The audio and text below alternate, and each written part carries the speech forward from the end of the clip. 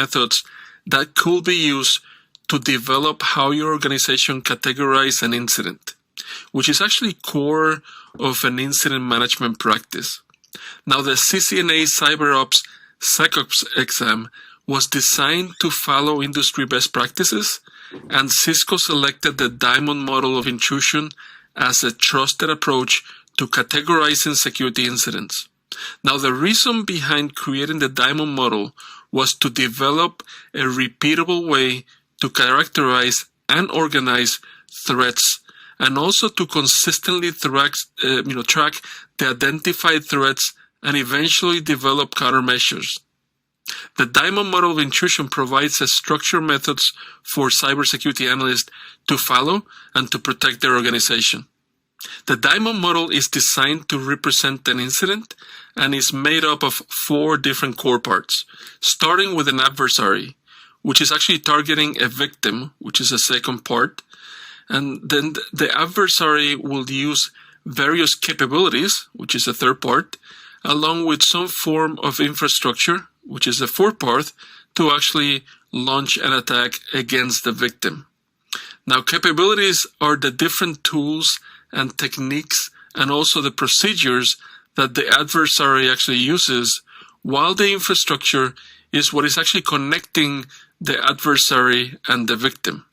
Now, the lines connecting each part, illustrate how an analyst can actually map how one point reach another, right? So moving between each part of an attack is also called pivoting, right? And this is actually key for modeling the event or the incident. The Diamond model also includes additional meta features of an event, such as a timestamp, the kill chain phase, the results of the attack, the direction of that attack, the actual attack methods, and resources that were used by the adversary. Now, an example of a meta feature list is a timestamp of, let's say, a log at 2 o'clock in the morning that actually highlights communication to an embargo country, right? And then the kill chain phase could be the actual exploitation, and the result can be, the successful exploitation of that. And the direction could be the adversary, to the victim itself. And the attack method could be the, let's say a spear phishing attack, and resources will be a specific vulnerability on the victim's host system that is actually being exploited or, taken advantage of, right? These meta features provide useful context, but they are not core to the model and can be either disregarded or augmented, as necessary. Here I'm actually showing a graphical view of the Diamond model with the metadata features. An example of the technology meta feature could be, let's say, DNS, right? And DNS, as you know, can be used by malware to determine, where is actually the command and control server that it should be communicating with, right? Also, there's the social political meta feature, right? And it represents the relationship between the adversary and the victim. And this is actually somehow critical, and specifically, in order to determine the intent behind the attack, so the analyst can actually understand the reason the victim was selected. It also helps understand the value the adversary sees in the victim and sometimes identify a shared threat space. In other words, this may be a situation where multiple victims link back to the same adversary, right? So in this case, a shared threat space, equates to threat intelligence that can be even shared among the victims to successfully mitigate the attack and respond to that attack, right? An example of this, can be that, specific threat actors identified or are launching an attack against financial services companies. So, these companies actually can share threat information among them in order to, one, understand the attack, and second, of course, remediate and mitigate that attack. Now, the relationships between the diamonds are known as the activity threats. And activity threats can be spread across the same attack and also can connect other attacks depending on the threat intelligence gather, right? Here I'm actually showing an example of an activity threat, right? This visibility into the specific attack information gives the analyst the ability to integrate any hypothesis that can be tested as additional evidence is actually gathered, right? Now, the activity threat process displays the current research status, which can help an analyst identify knowledge gaps and adversary campaigns through documentation and also by testing proposed attack hypotheses. Once the incident management team builds a good activity group, the team can actually better analyze the data to fill in missing knowledge gaps and start to potentially predict future attacks paths, of course, in the future. So this threat intelligence can actually be built into a graph known as the attack graph. And this attack graph represents the path an adversary could actually take against the victim. Now, an activity attack graph is useful for highlighting the attacker's preferences for attacking the victim, as well as alternative paths that actually can be used to carry that attack. This gives the incident response team a way to focus effort on defending against the adversary by knowing where to likely expect the attack, as well as be able to be aware of other possible risk on the victim's environment, right? So the first and by far the most critical step into an attack is the quality of the reconnaissance, made by the actual attacker or the adversary, right? So reconnaissance, in short, is actually a research on the target, and typically is the most time-consuming yet most rewarding step towards that attack and part of that kill chain, right? So the goal for this phase is to identify different targets, association to the targets, and as much data as possible about each of those targets, right? The more data found, provides options for planning a more effective attack. Let's say, for example, if I'm an attacker and I actually see multiple web-facing servers, then I may actually uncover, one, what is the version of software that is actually installed in those servers, and second, if they're actually vulnerable to either non-vulnerabilities, or I may actually have knowledge of a zero-day attack that I can actually, launch against that environment, right? Another thing about reconnaissance is that I can not only do it from a technical perspective and looking at the technical posture of that victim, but also understandings the victim's structure as far as human structure, right? The board of directors, key people within the organization that I can steal data from. I can leverage things like LinkedIn, launch attack against specific individuals, and whenever I mention attacks, it can be a combination of social engineering and also technical attacks. Once an adversary has identified the easiest and the best target and also the approach to launch an attack, the next step is actually to develop and test how the attack will be executed. Typically, reconnaissance will provide guidance for how the attack is actually developed based on identified vulnerabilities that could be exploited.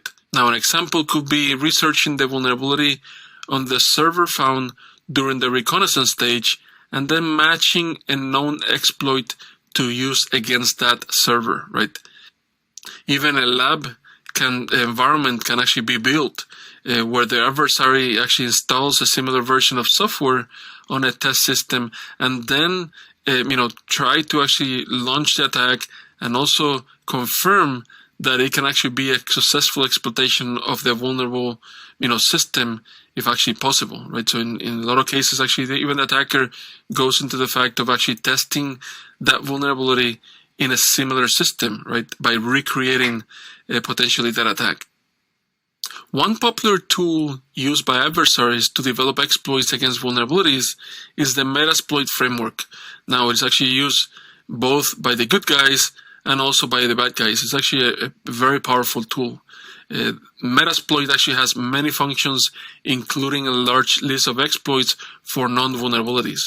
Now, an adversary could use the search command to identify a specific vulnerability, or leverage, a port scanner like Nessus or Nexpose or Qualys, any of those, or OpenVAS, which actually will uncover vulnerabilities during a scan and then automatically map possible exploits. Now, Metasploit also provides options to perform, upon executing the exploit. An example of this is actually delivering a remote access tool, or RAT, gaining root level access of the target, and many others. Now, you will not be required to know all the details about Metasploit for the exam, but you can learn more about it by visiting a free online introductory course at the link that I'm actually showing at the screen here from Offensive Security. Having a good exploit will not do you any good if you cannot properly deliver it against your intended target. For example, the adversary's goal could be to actually place a backdoor or install ransomware on a host. However, he needs to figure out on how to somehow get to the target and then install that malware. Delivering malware can follow different steps, many different steps, and leverage a combination of physical, digital, and also social methods. Now, some of the common delivery methods are communicating over a network to a target, of course, or actually redirecting a target to a malicious source, right? You can also do this by putting the payload onto a mobile storage device like a USB drive or any portable devices. Or sometimes the adversary can just fool the target to install that piece of malware using social engineering, right? Now, many adversaries use a combination of delivery methods to sneak the payload over to the, of course, to the victim. So let me show you a few different examples, right? So Cisco publishes numerous threat outbreak alerts on a daily basis. And those include spam and phishing campaigns that basically attempt to collect sensitive information or spread malicious software using, email attachments, or by directing users to a malicious site, or fooling that user to, of course, click on a specific link. These alerts document threats that are active in the wild. So this is actually real, live examples, right? So again, you can actually obtain, these threat outbreak alerts in a systematic way by actually visiting the link that I'm actually showing here.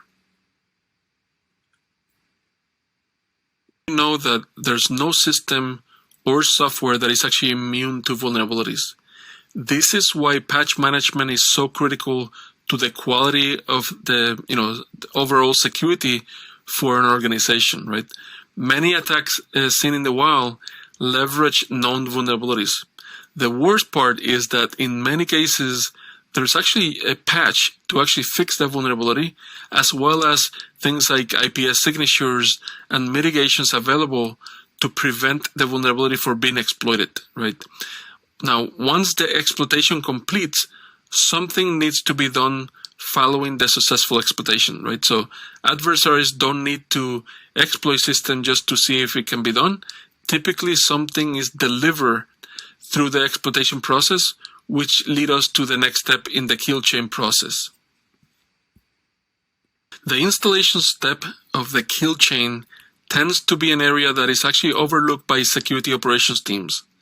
Now, the reason is because administrators tend to be hyper-focused on avoiding exploitation using tools like antiviruses and IPS, and not actually thinking about what actually happens if something gets actually, or bypasses those security products.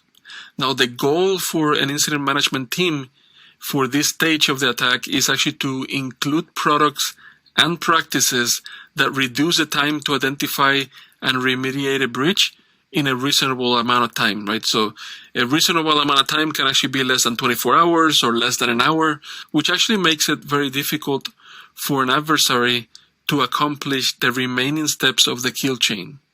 Now, think about a breach detection as a method to reduce their exposure time to a breach versus actually preventing the attack itself. Now, the installation step of the kill chain can simply be seen as an adversary successfully, installing the previously developed exploit or the malware, and then being able to actually maintain persistent inside the target and, of course, its environment. Now, examples of these are, things like remote access tools or RATs, unauthorized VPN sessions, such as, an SSH tunnel from a server to actually, not only take ownership and, control of that server, but also to steal information from it, or possibly just having, login rights from stealing the target system's authentication credentials, and, many others. It is actually very common for an adversary to pivot to another system and establish similar communication channels to further improve the foothold on the network, since any breach system could actually eventually be patched or even leave the network, right? So in case of mobile devices, right? So in some cases, actually the devices like a server might be static, but in other cases, like if you're actually, compromising a user's machine or a mobile device, those are actually very dynamic, right? So once the adversary has installed the malicious software and has persistent access to the system, then the adversary must take control of the system to start attempting, and accomplish the end goal of the attack on that victim site. Command and control is the phase when the attacker accesses the breach system. Sometimes this is accomplished by listening to a beacon coming from the target, informing the adversary that a command and control channel, or CNC or C2, depending on who you ask, they have different combinations of names for this, but the command and control channel, may be actually available to access by that attacker, right? So sometimes the adversary must manually attempt to connect to the target system using a specific port, and that actually specific port can actually be used to test if the installation of the malicious software was actually successful on the victim's, system. Now, the end result of this phase is providing the adversary with, a complete access inside the target environment, and to be able to, just like the word says, take command and control of that environment or the compromised systems, right? So it is important to point out that there are different levels of user and network rights that actually can be or not be available to an adversary at this stage of the attack, right? Now, this is why identity management and access control systems and methodologies are extremely important for ensuring that only the necessary services are provisioned to hosts and systems in the network. Action and objectives is the last phase of this kill chain, right? This is when the adversary is inside the network and starting to achieve their objective for launching the attack in the first place. An adversary could use this opportunity to steal trade secrets, personal information, engineering documents, or whatever he's actually motivated to steal from the organization, right? So the process to do this typically takes many different steps. And, since they actually need to locate the data, then gain access to the data, and then remove it without being, one, interrupted, and two, of course, detected. Now, sometimes the adversary just wants to listen to on the network and listen to the conversation, and of course collect sensitive information. And in some other cases, the adversaries actually need to pivot around the network to actually compromise other systems, and then of course find that data and then steal that data, right? So defending against a breach should include a handful of best practices. The first is a need for identity management and network segmentation. This limits what systems and resources are available to anything that is actually compromised. Another best practice is having behavior and anomaly-based monitoring within the network for looking, for unusual and possible malicious behaviors inside your environment. This can identify unauthorized backdoors, abnormal behavior in systems, and other indicators of compromise within your environment. Now, another best practice is having data loss and breach detection software or capabilities installed on different systems and servers, as well as actually enable on internal monitoring devices, right? So the goal will be to flag and protect sensitive data as well as actually evaluate files for malicious intent.